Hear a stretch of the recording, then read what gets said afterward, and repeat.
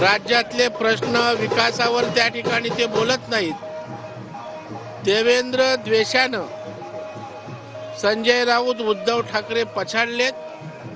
त्याच्यामुळं टोकाचं जनतेला अक्षरशः उभं घाला अशा प्रकारची वक्तव्य संजय राऊत उद्धव ठाकरे करतायत.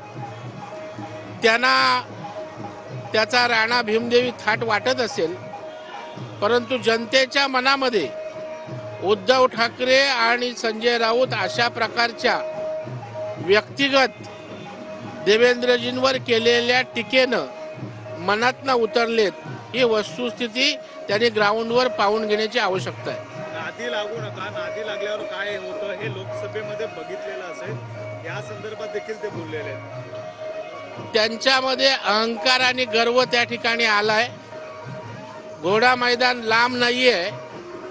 बोलण्यापेक्षा कृतीतनंच आपण त्या ठिकाणी दाखवून देऊया कुणी कोणाच्या नादाला लागायचं आणि नादाला लागल्यावर काय होतं हे या ठिकाणी येणाऱ्या काळात या प्रश्नाचं उत्तर निश्चितच संजय राऊतांना मिळेल.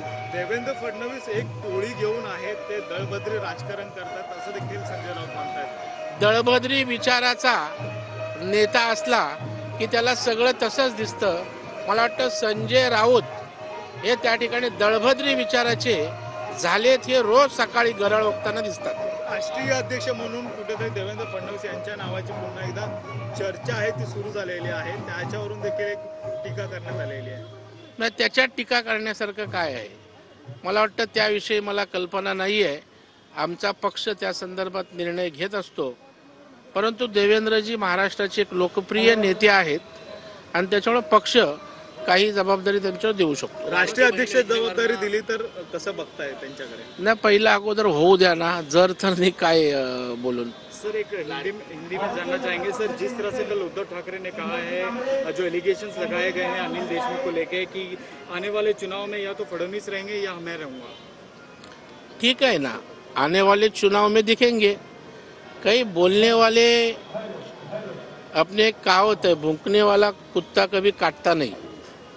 अभी देवेंद्र जी तो विपक्ष के नेता थे, तभी भी देवेंद्र जी थे. सरकार इनका था तभी देवेंद्र जी रहे.